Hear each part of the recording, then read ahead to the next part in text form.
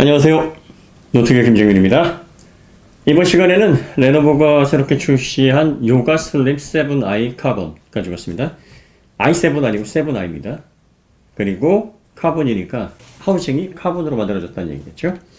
엑스온 카본에 이어서 요가 시리즈에도 이제 카본 소재를 사용을 하고 있고요. 그리고 싱크패드에 사용됐던 기술들을 요가나 아이패드에 레노버가 잘 활용을 하고 있습니다.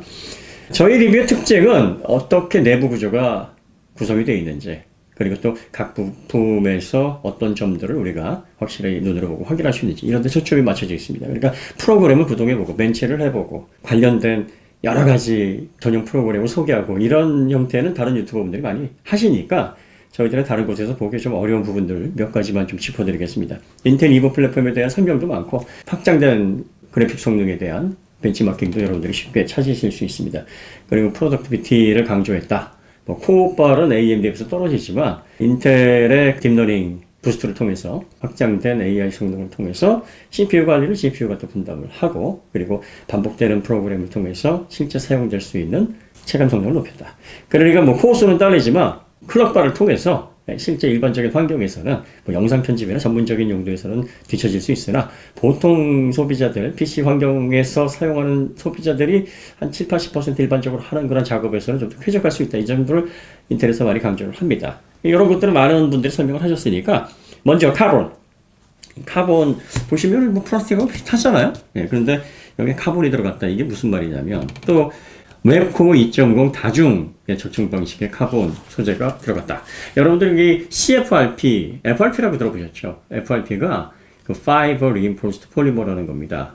Reinforced 강화시켰다. 뭘로 강화시켰어요? 폴리머. 거기에다가 Fiber, 섬유로.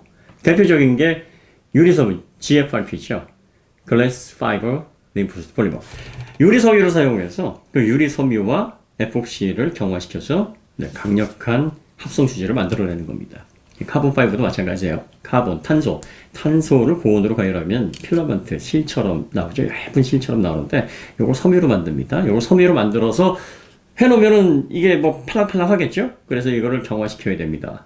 또 고온에서 역시 컴포짓으로 만들려면 폴리머가 에폭시, 에틸렌, 프로필렌 같은 그 플라스틱 소재에 사용되는 그런 소재들입니다. 이런 레진을 사용해서 경화를 시켜요. 그것도 아주 고온에서 800도 정도에서 고온에서 경화를 시켜버리면 딱딱한 이런 컴포짓이 나옵니다. 다중적층을 통해서 가볍고 얇은 두께에서 강성을 확보하기 위해서 제작이 되어 있다. 이렇게 설명을 하고 있습니다. 이렇게 생각하시면 돼요. 이거 강화 플라스틱 아니야? 이거 카본이 들어가 있는 플라스틱이라는 얘기죠. 네, 맞아요. 그런 얘기입니다. 여러분들이 왜 건축하실 때 그 콘크리트, 자갈, 시멘트, 물 같이 섞지 않습니까? 거기에다 또 뭘 집어넣습니까?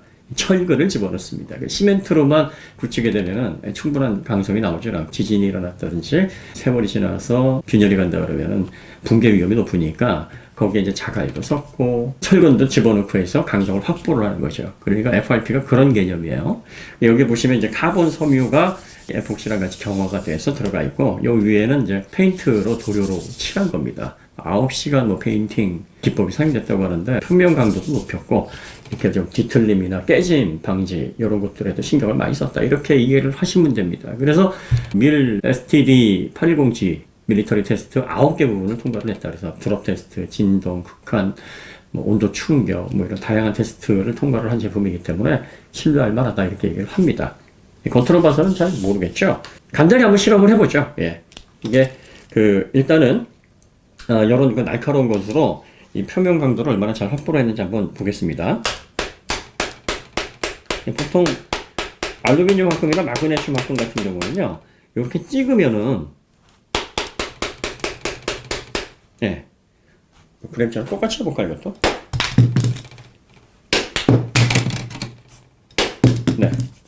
이렇게 찍으면은, 요건 사진 찍어서 보여드릴게요. 파이거나 심지어는 균열이 가거나 그렇습니다. 그런데 지금 요거 같은 경우에는 살짝 이렇게 좀 찍힌 듯한 느낌의 작은 흠은 났는데, 이런 식으로 이렇게 두드리고 문질러도 크게 긁히거나 보기 흉하거나 이런 어떤 결과물이 남지는 않습니다.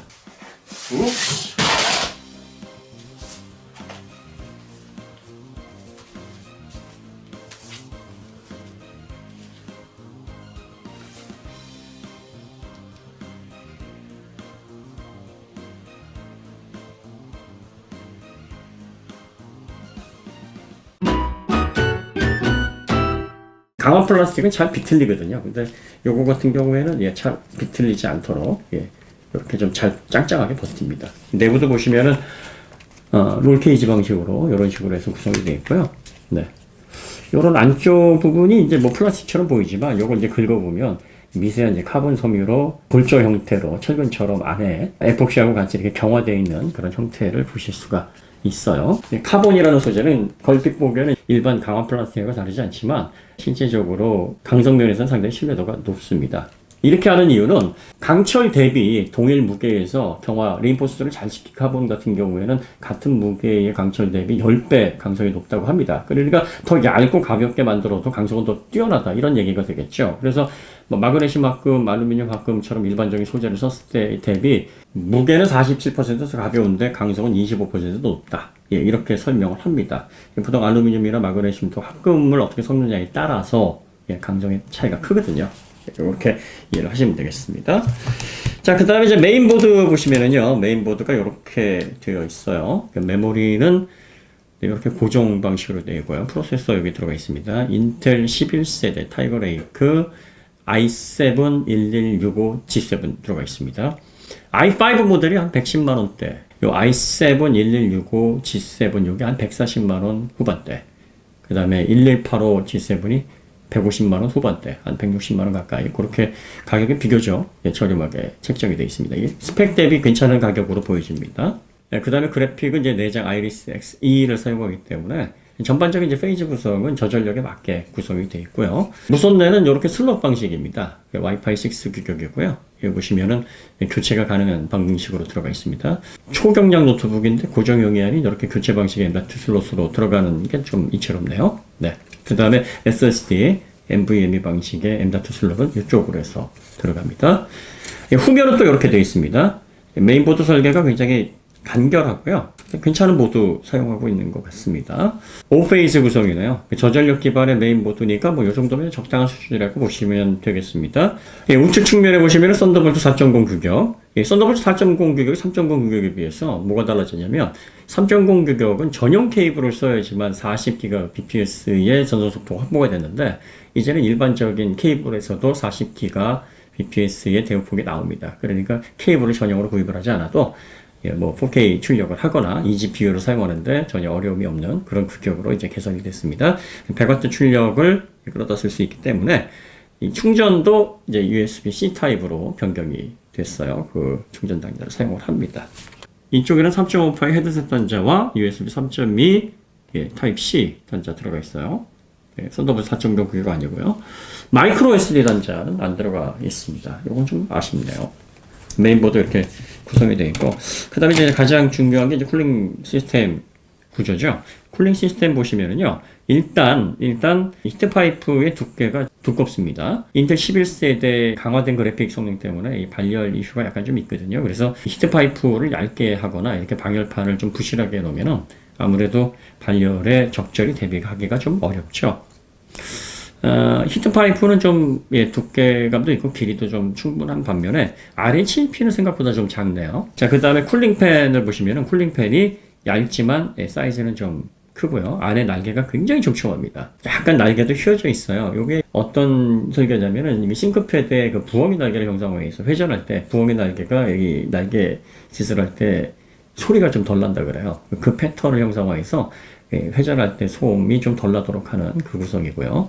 이렇게 얇게 만들려면 요거는 리퀴드 크리스탈 폴리머, 그러니까 액정에 들어가는 리퀴드 크리스탈을 에폭시와 경화를 한 탄소 섬유처럼 리인포스드한, 근데 리인포스 소재가 카본 파이버가 아니라 리퀴드 크리스탈인 거죠. 그래서 강화시킨 합성 수지가 들어갑니다. 강화 플라스틱 대비 이렇게 되면 최대 5배 정도 강성이 높아진다 그러니까 이것도 얇게 해서 강성 확보를 해서 냉각 효율을 높일 수 있는 아주 좋은 소재로 지금 각광을 받고 있습니다.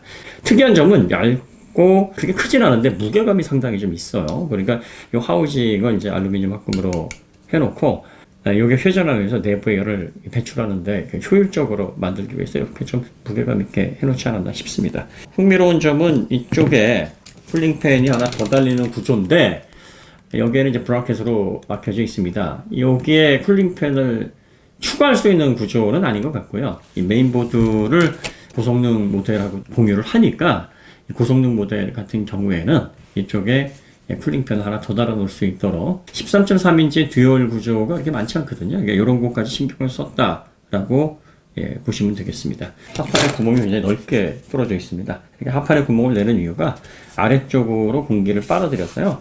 안쪽에 차가운 공기를 밀어내는 공기 순환을 위해서 이게 상당히 중요합니다. 그래서 노트북을 이렇게 놨을 때 공간이 있잖아요. 그럼 아래쪽으로 공기가 빨리 들어가서 이 뜨거운 공기를 더 빨리 밀어내는 그런 순환을 하는 역할을 하는데 중요하죠. 자, 그 다음에 이 합판도 이게 경량 모델인데 보통 요 정도 되면 알루미늄 합금 쓰면은 이 합판을 1kg 언더로 하려면은 0.6T, 0.6T가 0.6mm거든요. 그렇게 얇게 해야 되니까 이렇게 막 흔들면은 이렇게 좀 부채질할 때 막 꿀렁꿀렁꿀렁 그런 소리가 나거든요. 예, 흔들어도 짱짱합니다. 그러니까 이런 부분에 있어서 가볍지만 어느 정도 두께도 확보를 할 수가 있고 강성을 잘 가져갈 수 있는 게 카본 파이버 리인포스드 폴리머 CFRP의 장점이다 라고 보시면 될 것 같아요. 자, 그 다음에 SSD는 이렇게 절연 및 방열 패드로 이렇게 쏴져 있네요. 자, 그 다음에 이렇게 젤 패드 같은 것도 넣어서 발열 대비를 했어요. NVMe 열이 상당히 좀 많거든요. 이런 것들도 대비를 좀 했고요. 스피커는 이렇게 되어 있습니다. 사이즈에 비해서 스피커가 꽤 크네요. 스피커를 틀어보니까 그렇게 우렁차진 않아요. 그런데 최고 볼륨에서도 뭐 깨지거나 갈라지거나 이런 소리 없이 깨끗하고 좋은 소리 들려줬어요. 분리도 괜찮고요. 사이즈에 비해서는 스피커 성능이 뭐 그렇게 나쁘지 않습니다. 괜찮은 편입니다. 아주 베스트는 아닌데 괜찮았어요. 이렇게 구성이 되어 있습니다. 자, 그 다음에 키보드 안쪽에 폴리카보네이트 필름 발라서 메인보드로 물이 침투해서 고장나는 그 시간을 벌어주는 지연시키는 누수 지연 대비되어 있습니다. 그 다음에 방열도 하고 절연도 하고 그 다음에 물이 침투를 좀 더 막아주는 이런 필름 더 하나 이렇게 바닥 쪽으로 발라져 있었는데 제가 띄워봤습니다. 배터리는 50Wh 들어가 있습니다. 50Wh니까 평균적이라고 보시면 됩니다. 13.3인치에서 이 정도면 그냥 뭐 나쁘지 않은 정도. 75Wh, 80Wh 이런 제품들도 있으니까 그냥 평균적인 사이즈라고 보시면 됩니다. 동영상 재생을 최대 15시간 할 수 있다고 그러고요. 업무는 한 14, 20시간 정도 연속을 할 수 있다고 하니까 하루 정도 사용하신다. 뭐 이렇게 보시면 될 것 같습니다. 자, 그 다음에 이제 안쪽을 보시면은, 네, 이렇게 구성이 되어 있어요. 베젤이 굉장히 얇습니다. 슈퍼 슬림 베젤. 예, 뭐 당연한 거고요. 위쪽, 아래쪽, 옆쪽을 다 얇게 커팅을 해놨습니다. 그래서 바디 대비 디스플레이가 91%를 차지한다. 그리고 그 다음에 이제 앞서 설명드렸듯이 16대 10 비율입니다. 16대 9가 일반적인 비율인데 16대 10이고요. 해상도가 QHD+, 레노버에서 이렇게 명시를 하고요. 다른 말로는 QWXGA 이렇게도 표기를 합니다.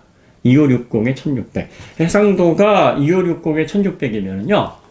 가로 해상도 쪽이 이제 FHD에 비해서 비율적으로 상당히 크죠. 그리고 전반적으로 화소 계산해 보면 FHD 대비 딱 1.97배입니다.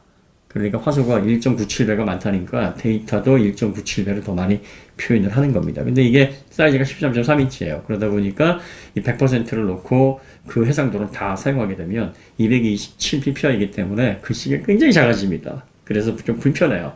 이렇게 되면은 대략적으로 한 150% 정도 주문해서 사용하시는 게 좋은데, 이렇게 되면은 대략적으로 FHD 대비 한 1.5배 정도 실질적으로 체감하는 정도는 높게 사용할 수 있다 이렇게 보시면 되겠고요. 아주 눈이 좋으신 분은 뭐 이런 작은 화면에서 그냥 나는 100%로 해가지고 2560에 1600 해상도 다 볼 거야 이렇게 하셔도 되는데, 사실 보통 2560의 1600 해상도는 이제 15.4인치, 뭐 16인치 그 정도는 돼야 해상도의 일정을 좀 확보할 수가 있죠. 그러니까 이 13.3인치 환경에서 뭐로 해상도의 장점을 생각하시면 되냐면, 그래픽을 아주 정밀하게 깨끗하게 표시를 한다. 그래서 그래픽 품질을 아주 높여준다. 뭐 이렇게 생각을 하시면 좋을 것 같습니다. 그래서 동영상 보실 때나 그 외에 뭐 사진, 또 디지털 이미지 소비를 하실 때 상당히 좋은 조건의 디스플레이 품질을 보여준다. 300니트고요. 그 다음에 sRBG 100%. 이게 NTSC 기준으로 72%니까 P3 기준으로 하게 되면 좀 낮죠. 그래서 sRBG 기준이라서 지금 뭐 색감 아주 좋습니다를 강조하는 NTSC라든지 어도비 RBG 기준으로 색감을 강조하는 그런 모델에 비해서는 뭐 두드러지게 색감 지어지기 좋지는 않습니다. 전통적인 치클리트 방식의 레노버는 이렇게 아래가 둥글어요. 여기 이제 손가락 봉긋하잖아요. 그 모양 형상과 해서 이렇게 접촉감이 좋으라고 이렇게 디자인을 했다라고 하는데 큰 차이가 있는지 모르겠으나 어쨌든 싱크패드에서 그 7년 킬보드를 이 치클리트 방식으로 바꾸면서 대체적으로 아이디어 패드든 뭐 요가든 싱크패드든 키감이 다 좋아졌어요. 일정 부분 좋아졌습니다. 키스트로크감에 비해서는 뭐 눌리는 느낌이 그렇게 나쁘지는 않습니다. 그러니까 이런 모델들은 아무래도 뭐 최강의 키보드 사용성을 기대하고 산다기보다는 장시간 타이핑하는데 너무 좀 아니야 뭐 요 정도 느낌만 아니면 되는데 그런 정도의 편의성은 제공을 합니다. 그 다음에 글랜스라고 사용자의 눈을 인식을 해서 사용자 눈이 딴 데를 쳐다보고 있으면은 이 디스플레이가 흐려지거나 디스플레이를 껐다가 다시 사용자가 쳐다보게 되면은 펴지게 하는 뭐 이런 기능도 적용이 되어 있다고 합니다. 이런 것들은 이제 많은 분들이 리뷰를 통해서 소개를 했더라고요. 그래서 그런 것들을 참조하시면 되고요. 뭐 이걸 가지고서 나는 뭐 영상 편집도 하고 다양하게 뭐 게임도 하고 하시는 분들 계시니까 이런 거 하나 A센터에서 부품 하나 판매했으면 좋겠어요. 그래서 여기 보시면은 메인보드에 2차 쿨링팬을 달 수 있는 단자까지 이렇게 딱 마련이 되어 있어요, 메인보드에. 그래서 이 부품만 팔면은 여기에다 끼워서 듀얼로 해서 듀얼 팬으로 돌릴 수가 있거든요. 한쪽은 히트파이프가 없어서 그 외부의 공기 순환을 위해서 그냥 열만 밀어내더라도 효율이 상당히 높아집니다. 그거 하나 더 추가됐으면 하는 바람이 있습니다. 항상 그렇듯이 이 제품에 대해서 평가는 여러분들이 하시는 겁니다. 이게 좋고 나쁨을 제가 평가를 해서 드리는 건 아니에요. 있는 그대로. 그래서 내부를 다 분해를 해서 보여드리는 이유가 하나하나씩 부품 구성이나 관련된 그런 기술적인 설명을 충분히 드리면 그걸 잘 듣고 이건 내 환경에 맞는 노트북이고 내가 사도 잘 쓸 수 있겠어. 아니야 나한테 맞지 않아. 내가 볼 때는 저 값을 못하는 것 같아. 이 최종 결정을 여러분들이 하시는 거예요. 그래서 그렇게 판단하시라고 이렇게 보여드리는 겁니다. 그리고 또 제가 하드웨어 리뷰라든지 특정 설정을 해서 뭐 발열, 소음 이런 것들을 가급적이면 어떤 데는 보여드리기도 하는데 뭐 가급적이면 매번 보여드리지 않는 이유가 어떤 식으로 외부를 설정을 하고 어떤 프로그램을 돌렸냐에 따라서 또 어떤 사용 환경에 있냐에 따라서 결과가 다 달라져요. 그러니까 그런 것보다는 하드웨어의 특징을 그냥 눈으로 보고 본인이 내 작업에 맞을 거야, 안 맞을 거야 이걸 판단하시는 게 더 빠릅니다. 항상 얘기하듯이 제가 볼 때는 가성비가 괜찮고 뭐 나쁘지 않네요. 뭐 그 정도 소리 제가 드릴 수 있는 유일한 코멘트고요. 최종적으로 나한테 맞아 안 맞아, 상품성이 좋아 나빠, 나 구입할 거야 아닐 거야, 이건 여러분들이 결정하시는 겁니다. 네, 그럼 여기서 마치도록 하고요. 더 좋은 콘텐츠로 다시 찾아뵙도록 하겠습니다. 감사합니다.